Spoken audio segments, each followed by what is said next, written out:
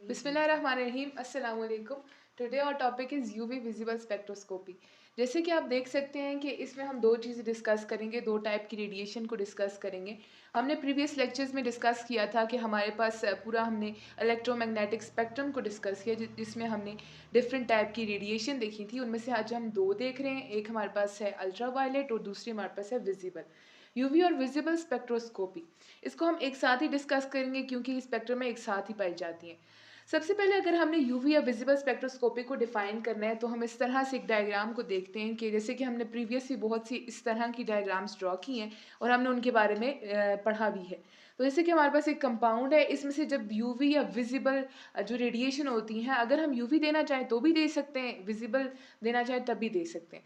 तो जब हमारे पास ये रेडिएशन कंपाउंड पे फॉल करती है तो उस कंपाउंड की जितनी एब्जॉर्बेंस होती है, जितनी ट्रांसमिटेंस होती है, उसको हम क्या नाम देंगे? यूवी विजिबल स्पेक्ट्रोस्कोपी का नाम देंगे। सेकेंडली हम देखते हैं कि इसका दूसरा नाम क्या है, जो कि एक एमसीक्यू पॉइंट ऑफ व्यू से बहुत इंपॉर्टेंट होता है। जैसे कि हमारे पास आता है अदर नेम, इसका फर्स्ट आता है excitation spectroscopy and second one is electronic spectroscopy. इसको हम दो नाम देते हैं। नेक्स्ट हमारे पास आता है कि इसमें रेडिएशन कौन कौन सी होती है। जैसे कि हमने पहले पढ़ा कि यूवी होगी और विजिबल होगी, तो अल्ट्रा वायलेट और विजिबल रेडिएशन इसमें आती है। अब वेवलेंथ अल्ट्रा वायलेट की अलग होती है, विजिबल की अलग होती है। जैसे कि हमें पता है कि हमें जो विजिबल स्पेक्ट्रम है या विजिबल रेडिएशन जो है वो हमारे पास 7 होती हैं, जिन्हें हम एब्रिविएट करते हैं एज अ विबग्योर के तौर पे। तो उनकी अलग हमारे पास वेवलेंथ होगी और जो दूसरी हैं उनकी अलग होगी। अब जैसे इनकी वेवलेंथ है यूवी विजिबल स्पेक्ट्रोस्कोपी की वेवलेंथ, उसमें अल्ट्रा वायलेट की फर्स्ट ऑफ ऑल कितनी होगी? 300 नैनोमीटर से 400 नैनोमीटर तक। एंड हमारे पास जो विजिबल होगी 400 नैनोमीटर से 800 नैनोमीटर तक होगी। देन हम देखते हैं कि principle of UV visible spectroscopy क्या है। इसमें सबसे पहले हम देखेंगे कि इसका मॉलिक्यूल्स पे क्या इफेक्ट होता है। जब किसी भी कंपाउंड के ऊपर कोई भी रेडिएशन, जैसे कि यहाँ पे हम डिस्कस करें यूवी या विजिबल को, किसी भी कोई टाइप की भी रेडिएशन जब किसी कंपाउंड के ऊपर फॉल करती हैं तो उसके इलेक्ट्रॉन एक्साइट हो जाते हैं।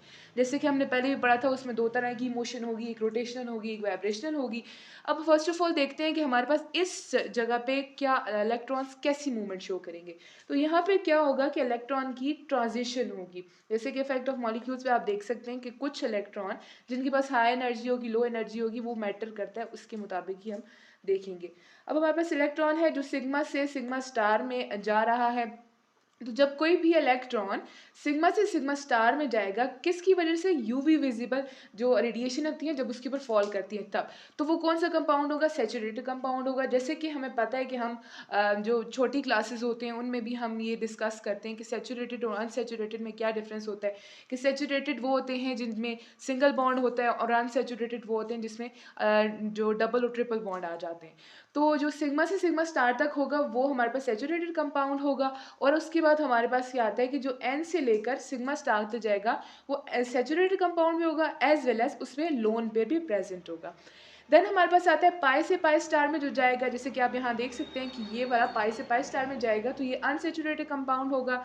एन से एन सिग्मा स्टार में जाएगा, सॉरी पाई स्टार में जाएगा तो वो अनसेचुरेटेड होगा, एज वेल एज उसमें लोन पेयर भी प्रेजेंट होगा। ये था हमारे पास इसका प्रिंसिपल और इफेक्ट ऑन मॉलिक्यूल्स। नेक्स्ट हमारे पास आता है यूवी विजिबल स्पेक्ट्रम। जैसे कि प्रीवियस भी हमने आईआर स्पेक्ट्रोस्कोपी में उसका स्पेक्ट्रम डिस्कस किया, वैसे ही हम यहाँ पे यूवी और विजिबल स्पेक्ट्रम को डिस्कस करते हैं। अब वहाँ पे हमने परसेंटेज ट्रांसमिटेंस को वाई एक्सिस पे प्लॉट किया था, लेकिन यहाँ पे हम एब्जॉर्बेंस को करेंगे क्योंकि हमारे पास ये यूवी और विजिबल स्पेक्ट्रोस्कोपी है। एब्जॉर्बेंस हमारे पास वाई एक्सिस पे आ जाएगी और जो वेवलेंथ है वो हमारे पास एक्स एक्सिस पे आ जाएगी। जो यूवी और विजिबल रेडिएशन जब किसी भी कंपाउंड पे फॉल करती हैं तो उसके इलेक्ट्रॉन कुछ इस तरह की मूवमेंट शो करते हैं। और जो ये लैम्डा मैक्स है, बेसिकली ये लैम्डा मैक्स हम नॉर्मली तो ये बात करते हैं कि जिस भी एलिमेंट के साथ, जिस भी सैम्पल के साथ हम मैक्सिमम या मिनिमम लगाते हैं तो वो उसकी मैक्सिमम मिनिमम वैल्यू होती है। बट यहाँ पे अगर देखें तो हम तो यहाँ पे ये लैम्डा तो हमने एक्स एक्सिस पे प्लॉट किया है, एब्जॉर्बेंस को वाई एक्सिस पे प्लॉट किया, और जो ये मैक्सिमम वैल्यू वो तो होनी तो एब्जॉर्बेंस की चाहिए, लेकिन हम कह रहे हैं यहाँ पे कि ये लैम्डा मैक्स है। क्योंकि यहाँ पे लैम्डा मैक्सिमम नहीं है, हम इसको नाम ही इसलिए इसका देते हैं। जैसे कि आप यहाँ पे देखें कि लैम्डा मैक्स की हमने डेफिनेशन लिखी है कि wave length of maximum absorbance. क्योंकि जो वेव लेंथ है वो जितना इलेक्ट्रॉन जो है जितनी एनर्जी एब्जॉर्ब कर रहा है वो उसकी उतनी मैक्सिमम वैल्यू हो, जैसे कि आप यहाँ भी देख सकते हैं। अब अगर हमने यूवी या विजिबल स्पेक्ट्रम को डिफाइन करना है तो उसको हम इस तरह डिफाइन करेंगे कि जैसे कि डेफिनेशन बिल्कुल प्रीवियस की तरह सेम है, लेकिन उसमें कुछ हमने चीज़ें जो है डिफरेंट हो जाएंगी। जैसे यहाँ पे एब्जॉर्बेंस और वेवलेंथ आ जाएगी। Plot of absorbance is a function of wavelength, इसको हम क्या कहेंगे, यूवी विजिबल स्पेक्ट्रम कहेंगे। देन हमारे पास आती हैं कुछ इसकी एप्लीकेशन कि यूवी और विजिबल स्पेक्ट्रोस्कोपी से हम क्या क्या चीज़ें देख सकते हैं। फर्स्ट ऑफ ऑल हमारे पास आता है डिटरमाइन द अननोन कंपाउंड। ये अननोन कंपाउंड को डिटरमाइन करते हैं, कैसे करता है, by comparing it with lambda max of known compound. किसी भी नोन कंपाउंड का जो हमें पता है कि कौन सा कंपाउंड है, उसकी जितनी लैम्डा मैक्स की वैल्यू होती है वो उसको हम कंपेयर करते हैं विद अननोन कंपाउंड की लैम्डा मैक्स वैल्यू के साथ, तो उस तरह से हम इसको डिटरमाइन कर सकते हैं अननोन कंपाउंड को। सेकेंडली हमारे पास एप्लीकेशन आती है determine the conjugation in the compound. अब हम कंजुगेशन को अगर डिफाइन करें तो जितनी हमारे पास सिंगल और डबल बॉन्ड होते हैं, alternate single and double bond, उतनी ज़्यादा उस कंपाउंड में कंजुगेशन ज़्यादा होती है। तो यहाँ पे अगर हम एक एमसीक्यू पॉइंट ऑफ व्यू से एक बात देखते हैं कि कंजुगेशन जो है वो डायरेक्टली प्रोपोर्शनल होती है लैम्डा मैक्स के। मतलब कि जितना मॉलिक्यूल कंजुगेटेड होगा, मींस जितने उसमें सिंगल और डबल बॉन्ड प्रेजेंट होंगे, उसकी उतनी ही लैम्डा मैक्स की वैल्यू ज़्यादा होगी। अगर हमारे पास, जैसे सपोज करते हैं हमारे पास बेंजीन है, उसमें alternate single and double bond present होते हैं, तो उसकी जितनी कंजुगेशन होगी उतनी उसकी लैम्डा मैक्स की वैल्यू होगी, as compare to other molecules जिनमें ज़्यादा कंजुगेशन, उनमें लैम्डा मैक्स की वैल्यू भी ज़्यादा होगी।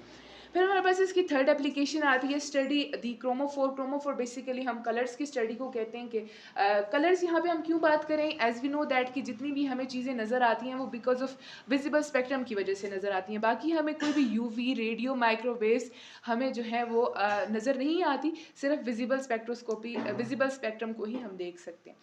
अब फोर्थ इसका हमारे पास एप्लीकेशन आती है स्टडी द क्वांटिटेटिव एनालिसिस। इसमें हम क्वांटिटेटिव एनालिसिस को डिस्कस करते हैं। क्वांटिटेटिव एनालिसिस का क्या मतलब है कि बीएड लैम्बर्ट्स लॉ, जैसे कि हमने प्रीवियस लेक्चर में भी डिस्कस किया था कि बीएड लैम्बर्ट लॉ क्या होता है। इसमें हमारे पास एब्जॉर्बेंस डायरेक्टली प्रोपोर्शनल होती है कंसंट्रेशन की। Concentration basically amount of solute होता है, एंड देन हमारे पास लेंथ होती है इसकी। इसको हम क्वांटिटेटिव एनालिसिस को इस मैनर में लेते हैं कि ये बीएड लैम्बर्ट्स लॉ है, जिसकी equation A is equals to E dot C dot L होती है, जहाँ पे ये प्रोपोर्शनलिटी कांस्टेंट आ जाता है, पर कंसंट्रेशन और फिर हमारे पास लेंथ आ जाती है। ये था हमारा आज का टॉपिक यूवी विजिबल स्पेक्ट्रोस्कोपी का। नेक्स्ट सेक्शन में हम लोग डिस्कस करेंगे एनएमआर स्पेक्ट्रोस्कोपी को, और तब तक के लिए अल्लाह हाफिज़।